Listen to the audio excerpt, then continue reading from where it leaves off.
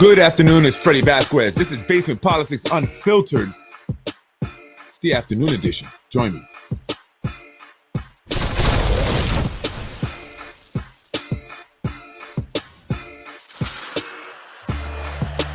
Good afternoon, it's Freddy Vazquez, Basement Politics Unfiltered. How you doing, Yonkers? Freddy wins.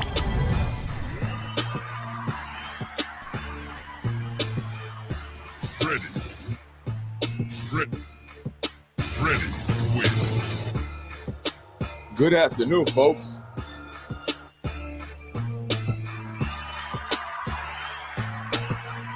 Happy Thursday. Throwback Thursday, as they like to say. I wanted to come on real quick for an afternoon edition of Basement Politics. I probably won't be on tonight. I actually enjoy coming on earlier, actually. But I wanted to go over some of the things that I've been seeing here in the city of Yonkers and some of the stuff I saw yesterday, as well as a expert panel discussion that was had yesterday at the Riverfront Library, right? Let's talk about the development first. That is going up at 44 Hudson Street over there in Hudson, on Hudson Street over there by the YMCA. Right, you guys know that where the ShopRite is located. So behind there, they did a groundbreaking ceremony yesterday.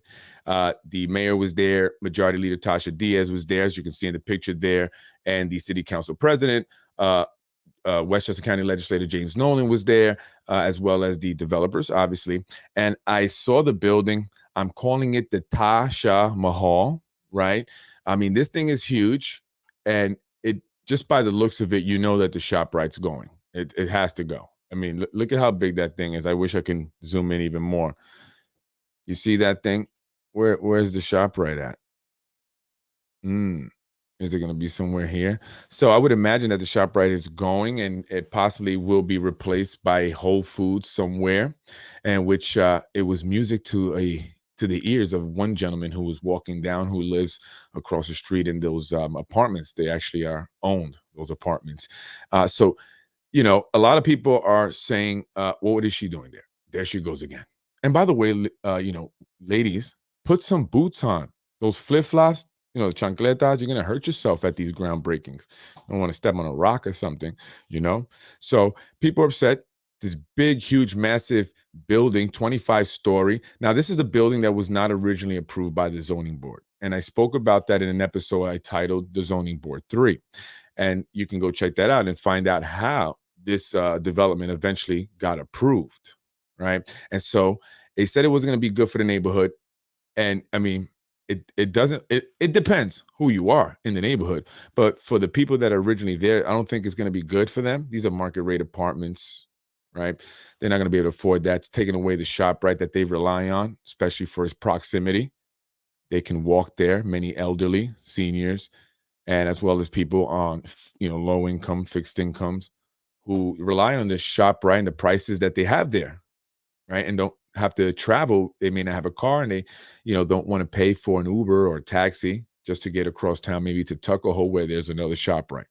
So the place is changing, and it's changing, you know, not just in terms of the infrastructure and the buildings, but it's also changing in the demographic.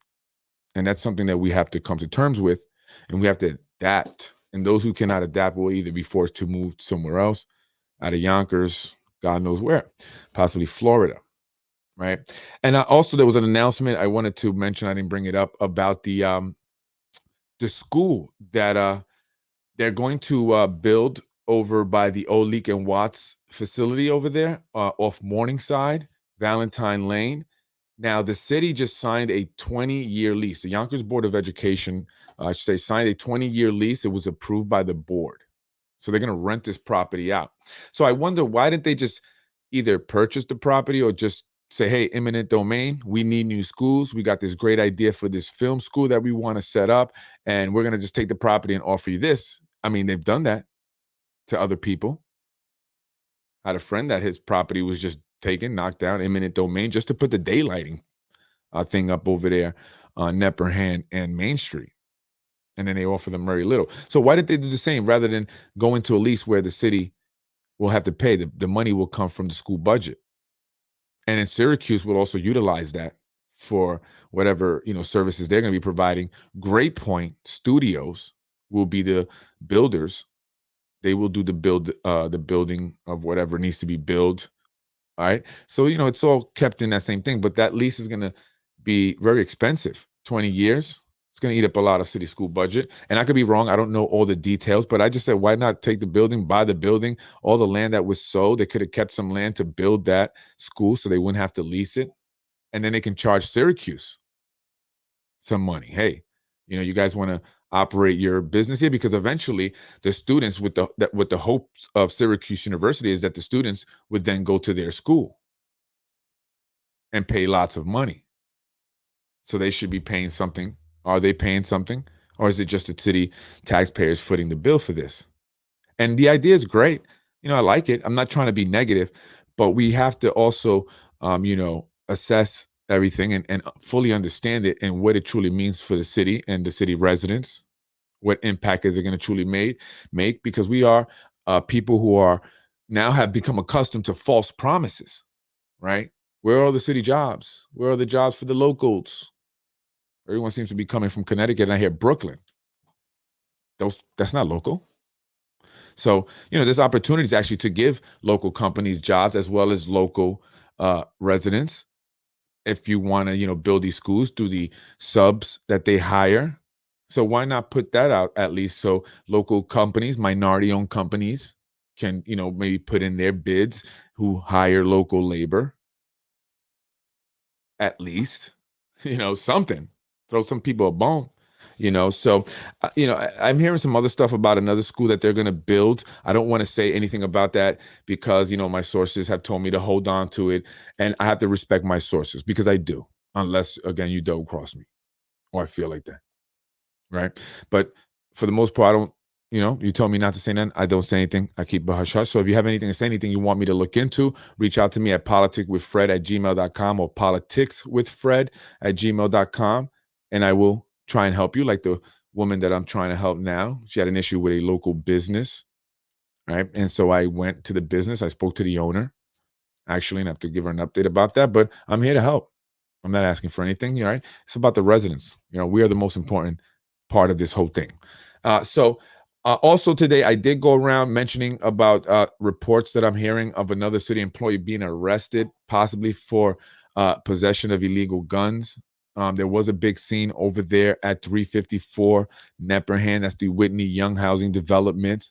Many sources have confirmed that there was heavy police activity there, but I have not confirmed the details, so I don't want to say too much out of respect. Listen, I do try to maintain some level of respect, and so I'm not going to put it all the way out there until I know for sure.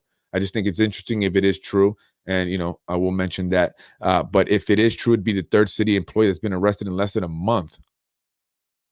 And someone said, are these individuals being vetted, or is just pay to play, favoritism, you get a job? We don't care, right? So look out for that. I should be giving an update as soon as I have that. And lastly, because I'm not going to be on too long, yesterday I went to a panel discussion that was being held at the Riverfront Library. It was an expert panel discussion held on redlining and climate change. And it spoke on these heat islands. Right now, this is a propaganda to me because this is happening all over the country. In fact, I found two articles that are almost identical. The only difference in the article was the news outlet. One was Yahoo News. The other one was Westchester News 12. And the individual that they had sitting in front of their development. And one was in Virginia, one was in New York. And they talked about these heat islands and that these developments present these heat islands because of the concrete and the asphalt that absorbs the heat. And then the residents have to sit outside and they have nowhere to go. And I'm just wondering, I mean, they've been having that for years. They've been sitting there for years. They're just now realizing this. I mean, yeah, it's been hot, but it's also been hot other years as well. I'm just wondering why all of a sudden all this. But I think it's because a lot of the money that's coming down through bills for climate change and energy, renewable energy and sustainable energy, because that's what they spoke about at the discussion yesterday. It was led by MHACY CEO and President Wilson Kimball, who has, met with individuals and is exploring and possibly will be making a bid for mayor next year. I hear she has an account with over $150,000 already, and she's going to get a lot of money from developers. That she's developer tied. You know what I'm saying? And I was very respectful to her. I didn't go in do no guerrilla tactic, journalism, where I just confronted her with a bunch of these questions that I really do have, and I'm sure a lot of people have on things that I've mentioned, like the issues at the Battery Park Tunnel, Battery Park Authority down in Manhattan. What was going on there? Right? I didn't. I kept it to what they were talking about, because one thing they mentioned was the jobs that all this renewable, sustainable energy thing was going to be bringing to Yonkers, because of all these companies that are going to be doing all this renewable energy, solar panels and all that through money that's coming from the government, taxpayer money, basically. And they're all jumping on it to gobble it up.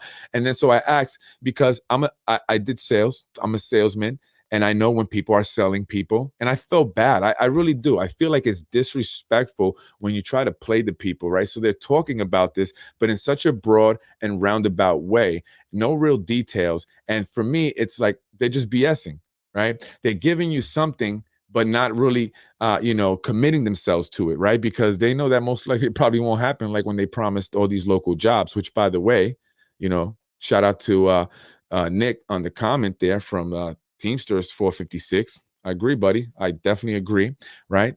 Those jobs never really materialized. So what are you talking about now? More jobs. And what about with the, Lionsgate jobs that are paying $15 an hour if you can get it, right? So I said, and I raised my hand and I said, and specifically in detail, what jobs, are going to be coming? How do we know that, the local residents will be the ones securing those jobs? When will they come? How will they be announced? How will people be able to apply for them? Right, and learn about them, and what qualifications will you need? Because some of the stuff he started to talk about, I'm like, well, it sounds like people would have to have experience in this. So are you coming to train people? Because I doubt you're going to just come into Yonkers and find a bunch of people that have the experience and the knowledge to be able to do some of these jobs. And if you want to do this in a timely manner, quickly, things got to get done. Are you going to have the time to train people? Right. So it's, and people buy this stuff and they buy it, and I was born at night, but not last night. Right. That's how the saying goes. And so, a lot of residents just buy into, oh, that's great. Yeah. Yeah. And then there's no real jobs. Right. But again, I was respectful. I asked about what they were doing to prevent these heat islands in the developments that they were building, specifically low income and affordable housing. Right. And then I kept it to that. And I said, thank you. However, someone who was there was not quite so friendly. I was sitting and talking to someone that I know after the discussion was over, and someone just came up to me very aggressively, angry about something I had said on my podcast. And it wasn't a big deal. It really was not a big deal. Like, I mean, like, you would have thought I called her a criminal or said something really bad. But apparently, I said that a woman by the name of Desiree Desmond worked for the city. So I'm going to correct myself, Desiree, because you were very upset about that. She doesn't work for the city. And in fact, Desiree is a consultant. So there, I corrected myself live on my podcast. Do you feel better? Because you could have just reached out to me, emailed me. I put my phone number out there for my office, and we could have spoke about it. I thought that was a little bit rude.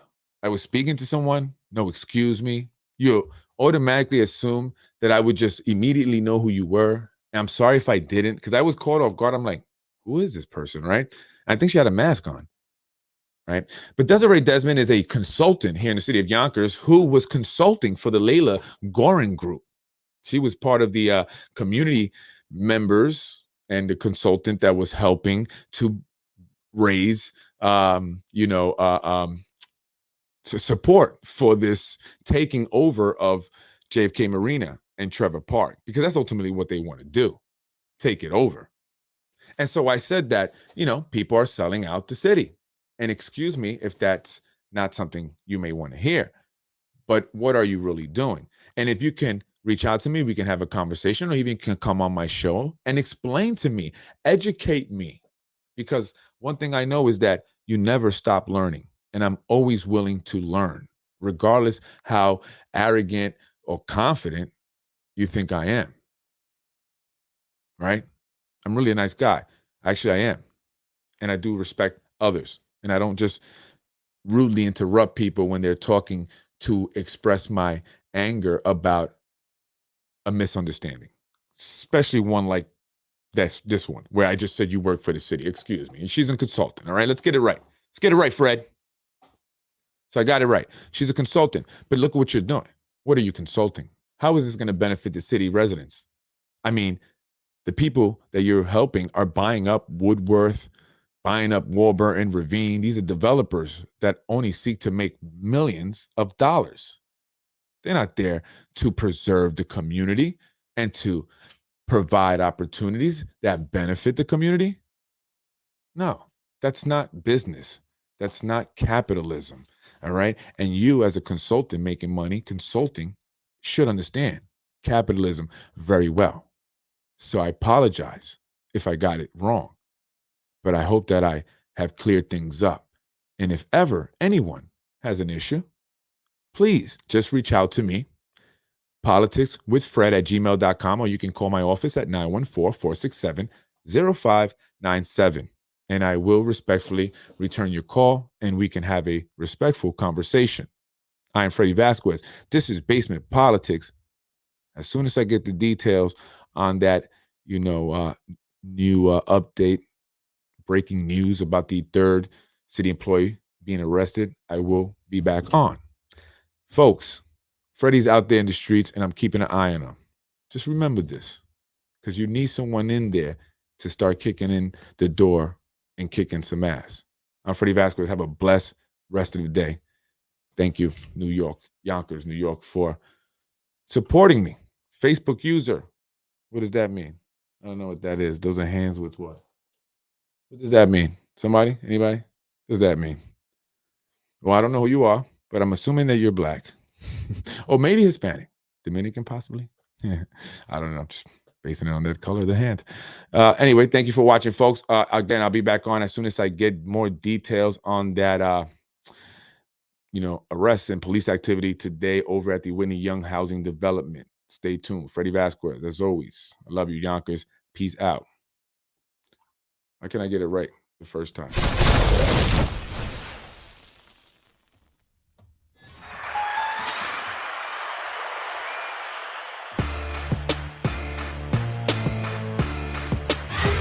I am Freddy Vazquez. That is Basement Politics Afternoon Edition.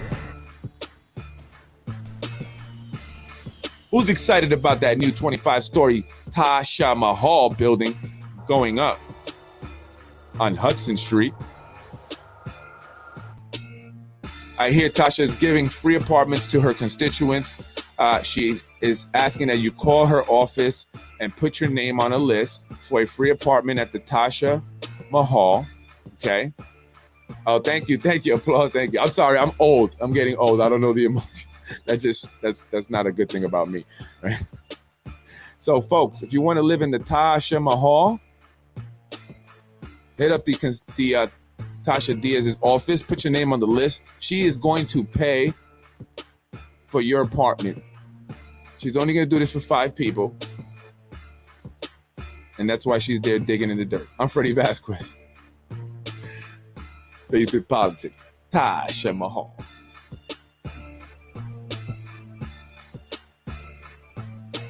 Freddy wins. Oh, shout out to Keisha Skipper. I like what you said yesterday. Thank you. You know I'm a little crazy, girl. Shout out to you, though.